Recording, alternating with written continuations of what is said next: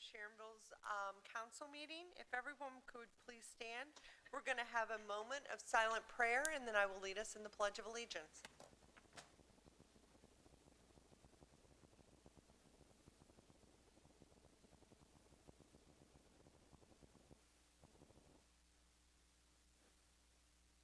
Amen.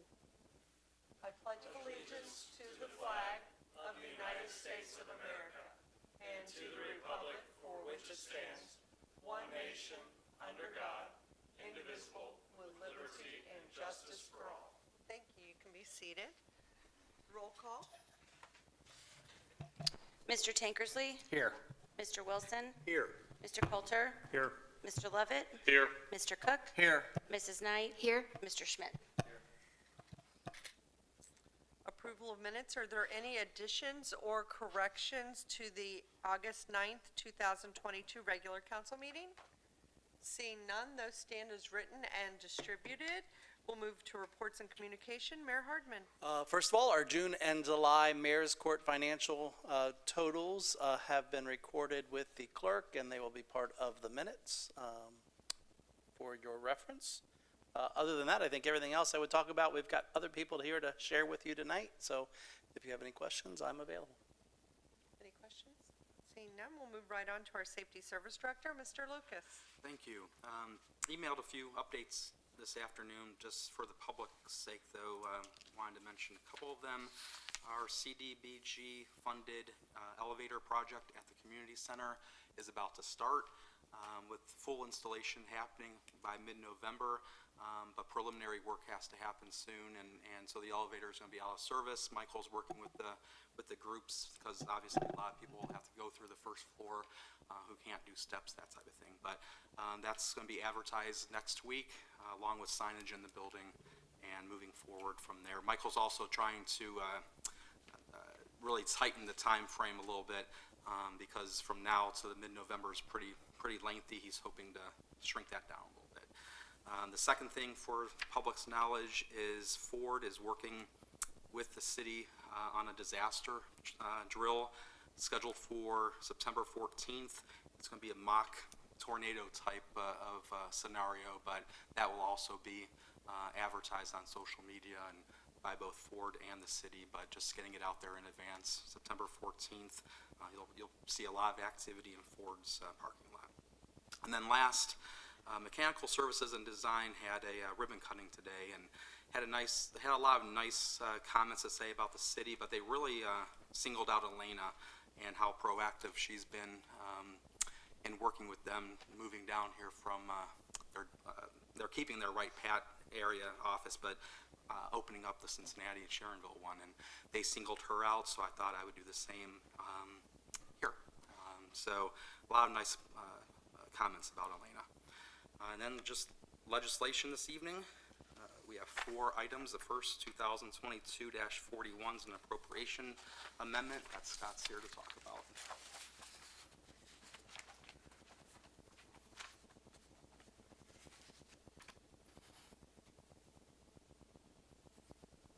Good evening. Yeah, we had mentioned that we would probably be coming here as we got into fall with an appropriation amendment.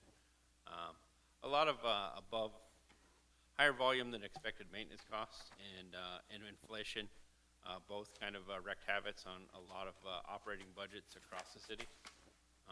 And so this was kind of to clean up and address many of those. We also included, there's a capital request to go ahead and move forward with some security features over at Gorman Park as far as locks and cameras go. Any questions? Anybody have a question? Thank you. All right. Ordinance 2022-42E deals with an HVAC unit at Station 86. Dan could not be here tonight, but this was a budgeted item for 2022. $40,000 was allocated because our code requires specific ordinance for anything over $25,000. It's in front of you this evening for approval. As with everything else, it's a little bit more costly than expected, so Dan's going to be moving $8,000 around his capital funds, foregoing another project that's a little bit more complicated than thought for next year. So it's really $48,000, but $40,000 was already budgeted for it. And then next, Steve Bosom's here to talk about ordinance 2022-43E dealing with the sidewalk on US 42. Evening. Earlier this year, we came to you for a ordinance for the design of a section of sidewalk from Cottingham to basically Fields Erdel Road on the west side of US 42. The ordinance in front of you today is to allow us to put those construction plans out to bid. We're not immediately ready to go out to bid. I'm working on some temporary rights of entry for those properties. I'd like to have those in place before we get a contractor on board. But once we have those on place, this ordinance would allow us to go out to bid, accept bids, and award to the lowest and best bidder, assuming it comes within the engineer's estimate. There is one line in this ordinance that we will get a revised plan to get a revised engineer's estimate before we go out to bid. What's in front of you is the current engineer's estimate. We all know how those have gone recently. And with delaying a little bit to get these rights of entry, we'll get a new engineer's estimate before going out to bid. This was a budgeted item in the capital budget for 22. So. Any questions? Thank you. And then ordinance 2022-44E deals with Jim Dalton's convention center setup staff and a salary ordinance change. Good evening.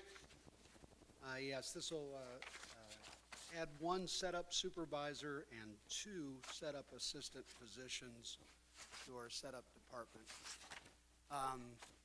Had a fortunate year so far.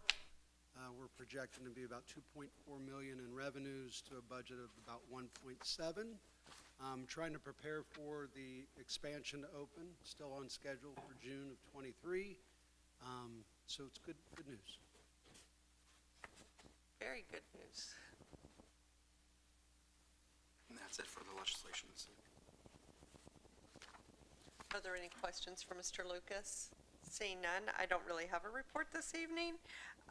Thank you all who have given Mrs. Buhite your $30. If you forgot it, make sure you get it to her for our council fund, please, and thank you. We will go to our clerk of council, Mrs. Buhite. No report. Thank you. We'll go to our auditor, Mr. Cunningham. Good evening, everybody. I don't have a lot to report tonight. There's not a lot going on in July in terms of expenditures. Just like as usual, we're running a little bit short of our budget, which is always a good thing in both the general fund and the fire fund. So it looks like we'll continue that trend. And there's been no major or any actually transfers to report. So that's my report. Thank you. We'll go to Mr. Irie, our treasurer. Thank you. The tax reports have been filed with the clerk. You'll note that for July 22, we have finished, we're at a very strong pace, second only to July of 20 in terms of income tax receipts.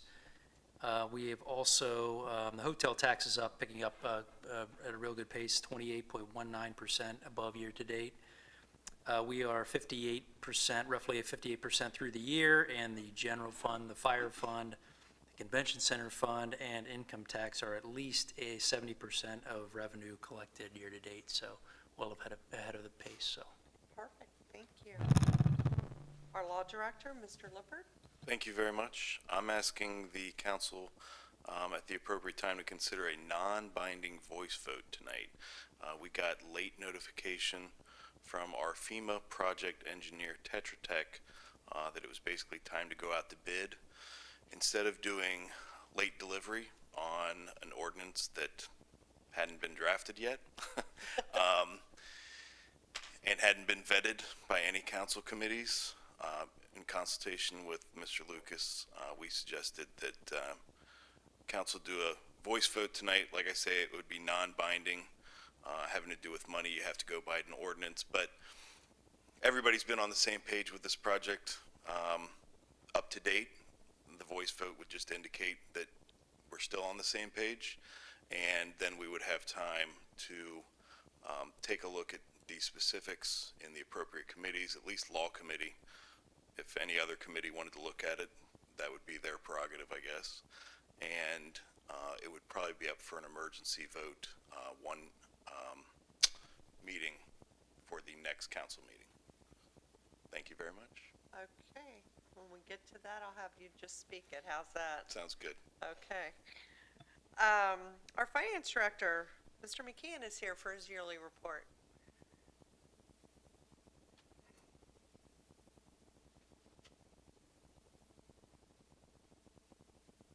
Hi, good evening again.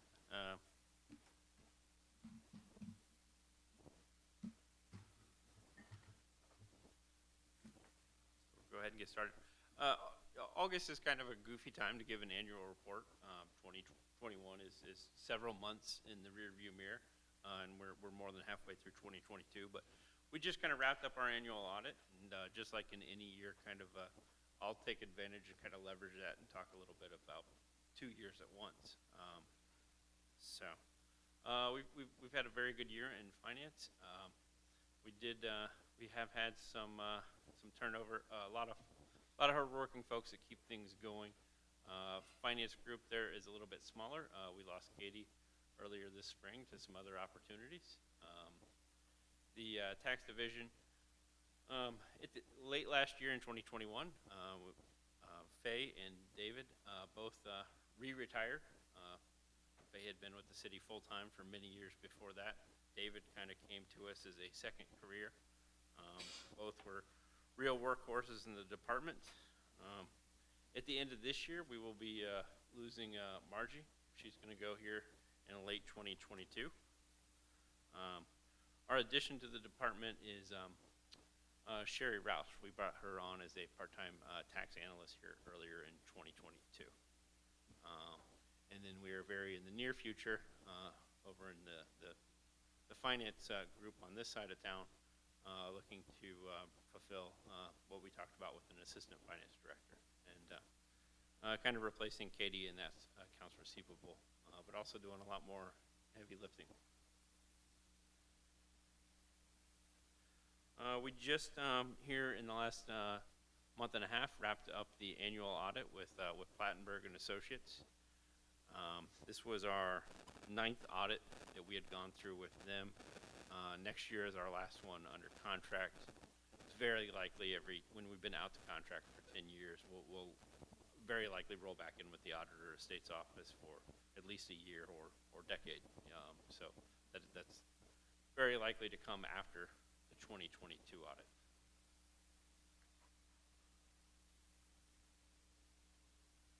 We submitted the annual comprehensive financial report, the ACFR. We submitted that off to GFOA.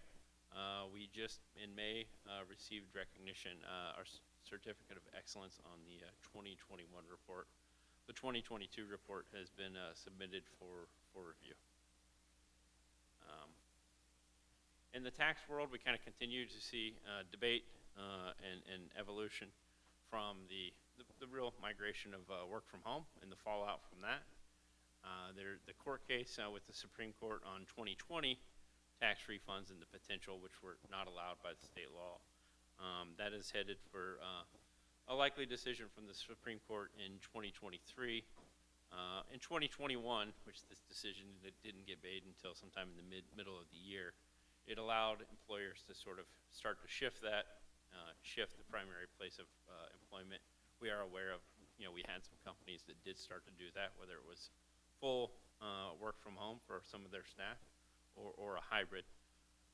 And those changes have been reflected over the last 18 months or more of tax withholdings.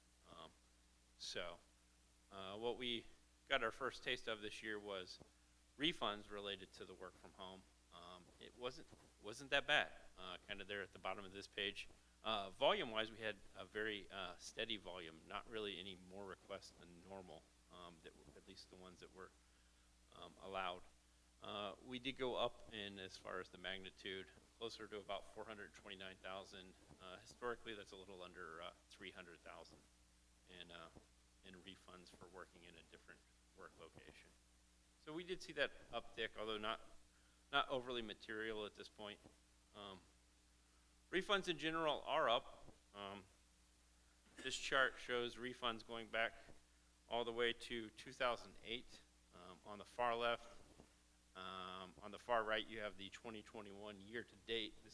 That is year-to-date as of the end of, as of today, actually, compared to annual totals for the other ones. And then on the far right, you see what the average is over that time period. So we're well above that, although it's a number that obviously changes. I share this, it was kind of interesting, not to alarm people. Part of this is just a product of larger collections. Larger collections lead to larger refunds.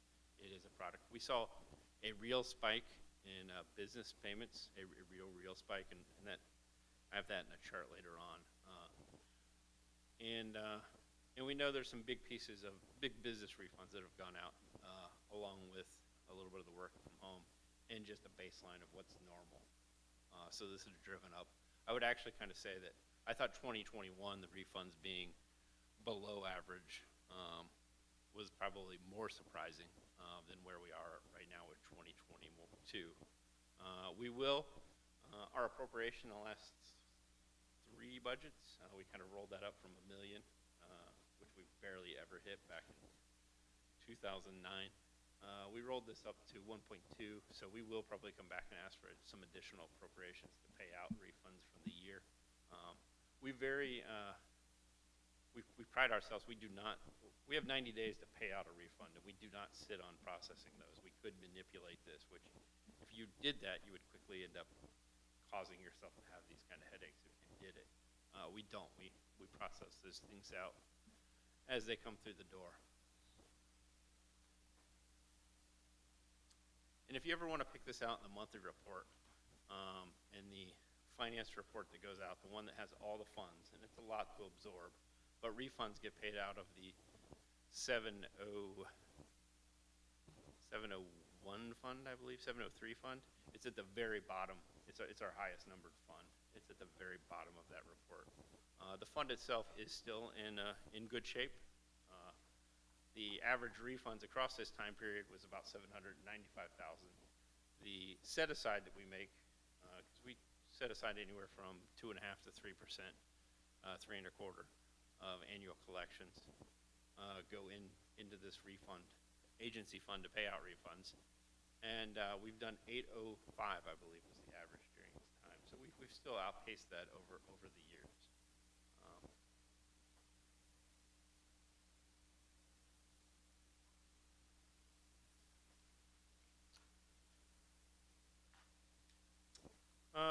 With Mayor's Court, with the Income Tax Group, we've continued collections and efforts through Mayor's Court. We had a fair volume of cases in 2021 and a fair amount of success with that with collections. We're also pairing that with, like we spoke of last year, with the Attorney General's office, and recently got that going. There was a lot of upfront setup to get that online, and recently received kind of a steady stream of collections through that. We really expect that to pick up first quarter next year, just because the way they're able to garnish off of state and federal tax refunds to make those collections.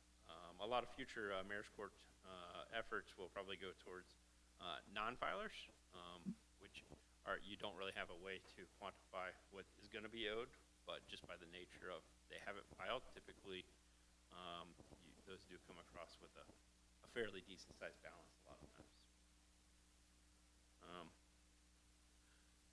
2021, we had a lot of success in maintaining costs, and revenues exceeding our estimates, and so I updated the table. I think I added to last year's report to kind of show our year-end set-asides we've been making in recent years. So that put us up to $15.5 million in capital set-aside since 2015. This is what's paid for a lot of the capital we've done here in the last few years. Also $7 million towards debt. A fair portion of that, about $500,000, was the police, I'm sorry, $5 million of the police station that we did borrow some short-term notes on.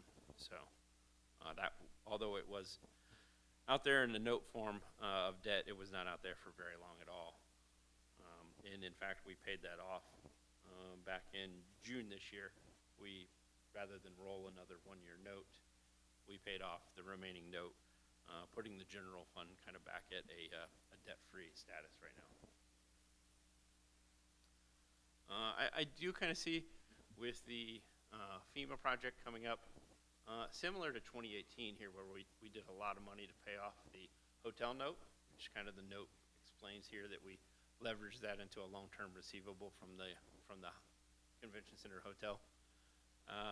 The FEMA project, we're going to have to kind of advance some of those funds over to the capital project fund that's going to pay for that, and it will come back in reimbursements through FEMA and eventually from ODOT.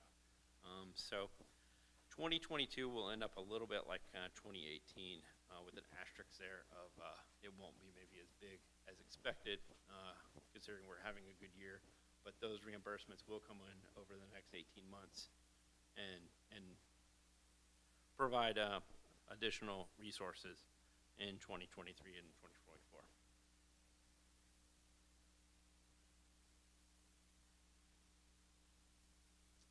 I was putting this together, and obviously a big thing that I did, Fire Fund has also made some very significant set-asides over that same time period, and this sort of spells that out as far as capital equipment, and separation benefits fund.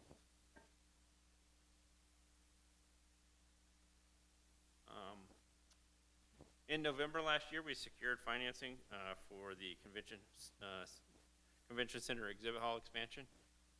That was $17.5 million worth of bonds. We got a very good rate on that at the time and played the market really well as far as timing with that, along with the refinance of the existing bonds that we did the previous December. Both those cases worked out very well with the market.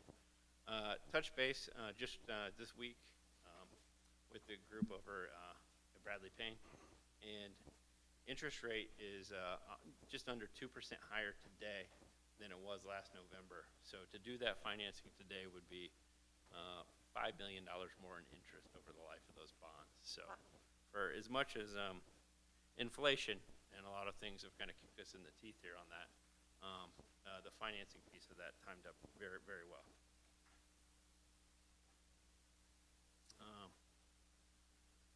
So the always exciting charts and graphs section. I share a lot of data throughout the year as far as monthly reports that go out, with the auditor and treasurer, and then our annual comprehensive financial report, which if anybody wants more of this, we have like 275 pages a year. Happy to talk through any of it.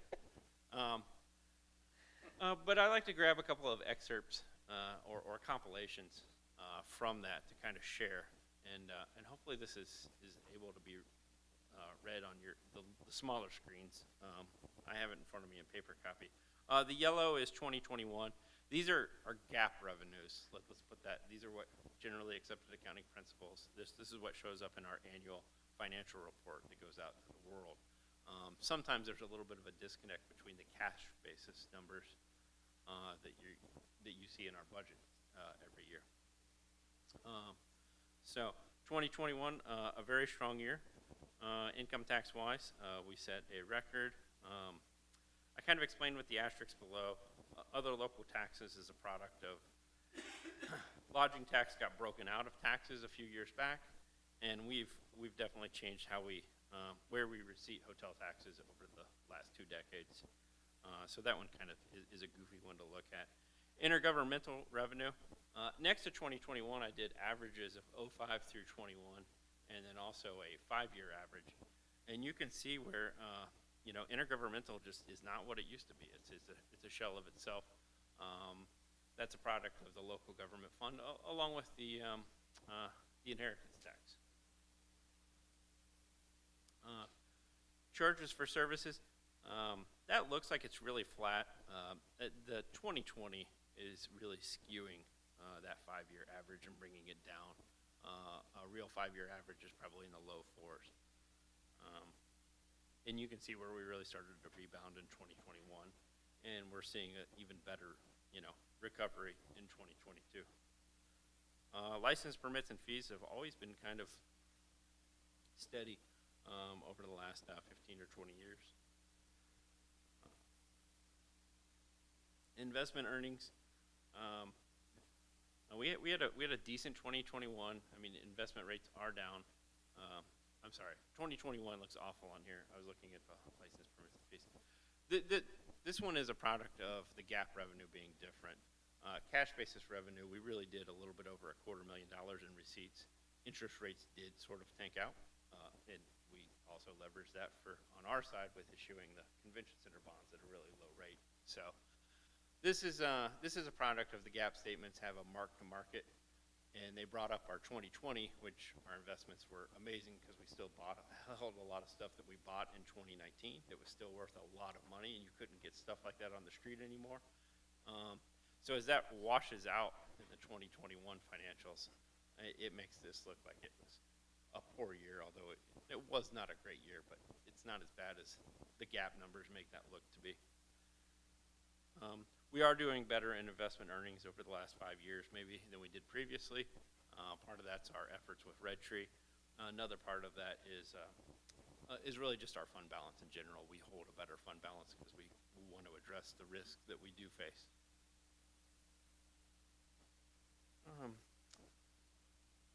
Fines and forfeitures, that is below, along with all other revenue, which is the one that really got skewed in 2020 and looks like it's really high, and that's from the workers' comp refunds that fell through in 2020, so it's the one that looks like it spiked.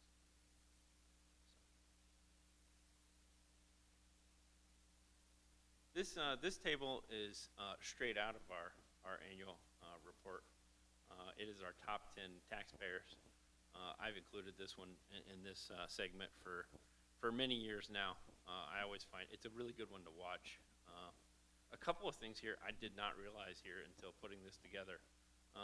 2021, we set a new all-time low for our top 10. So in this case, dilution is the solution, and having our top 10 representing a smaller percentage of our overall income tax base is an awesome thing. I'm always really impressed that for a city with a large automobile manufacturing company in town, it's difficult to get down to that level. And we hit an all-time low. Also, the other number on the page, this number is just a product. This is a real number. These are income tax collections. The rest of this is very much a calculation. But this calculated number of what people must have paid taxes on says that there was $2 billion worth of taxable income last year. So that's net of any credits and everything else.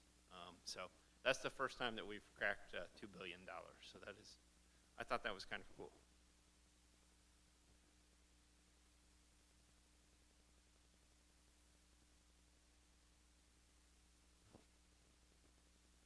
So what's coming up next in the rest of 2022? It's time to start on the 2023 budget process, not the 2021 budget process, as I say there. But we set the council work session is tentatively set for November the 10th. We plan to get out elected budget books on November the 1st. And that process will follow a very similar track as the last few years. If anybody has any items they want to consider with their committee, now is the time to start bringing those up and having those kind of meetings. The GFOA risk study and fund balance analysis, I have just recently received a draft of that. After some discussions with Finance Committee, I believe we're going to look at the possibility of doing a work session to disseminate and go through that information, have the individual Shane from GFOA to put that together, walk us through that as a group. And more to come on that here real soon. Income tax collections, this is kind of a year to date of where we are at the end of July. The real takeaways here, are that withholding tax is above pre-pandemic numbers for withholding. That's really cool, and that's a really good sign.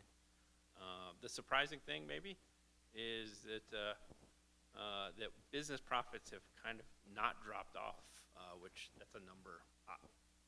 I'm the boy that cried wolf. I keep saying I thought this number was going to fall when it was 3 million, but now we kind of have been hanging in the fours. Business profits, net profits.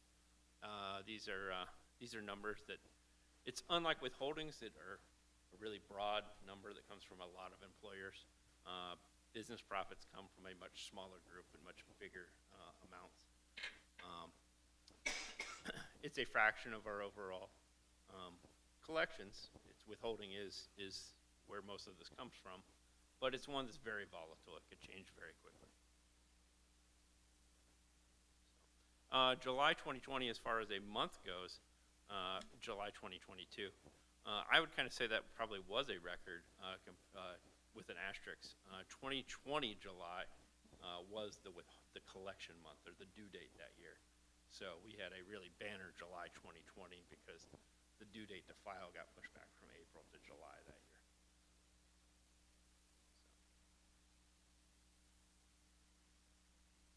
So. Any questions? Thank you.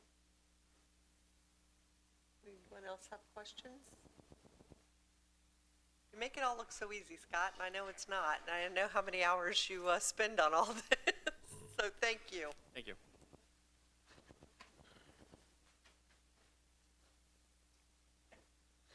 Are there any residents that wish to be heard this evening? Yay!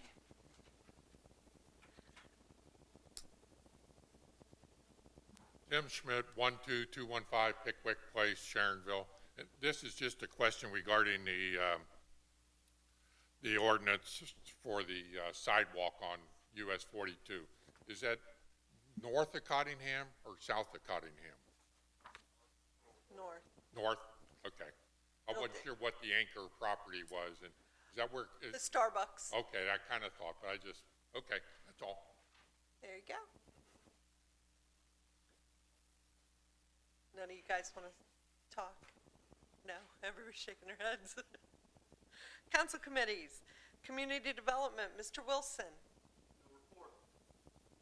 Community services, Mr. Lovett. No report. Our next meeting will be on the 7th at 4 p.m. in the room. September 7th, okay. Budget and finance, Mr. Cook. Thank you. I'm going to give a summary of the report of the work we did when we met on August 9th. First time we talked about was economic development. There was a scoring system for giving grants and incentives. We reviewed a new revamped scoring system for assessing that on businesses. The scoring system was changed from a one-size-fits-all to two separate, more targeted scoring systems that are less subjective and more discrete. Second item was the GFOA, the Government Financial Officers Association study. At the time, Scott had just received the draft. We will walk through the study with the Budget Finance Committee, and we'll take around about an hour, and the committee will present to the rest of the council, and the goal is to meet in September. Third item was Assistant Finance Director job posting. So there were several good candidates for that at the time. Appropriation ordinance. That'll go towards maintenance costs. It'll be roughly $100,000 to $150,000. The ARP funds, there's approximately $1.4 million. That was the America Rescue Plan Act from the federal government. There are some criteria where you can use the funds, for example, water, sewer, broadband, et cetera. So essentially a capital project. And as Scott had recommended, the simplest option would be to take the standard deduction of loss. GFOA report has been submitted for Scott's review.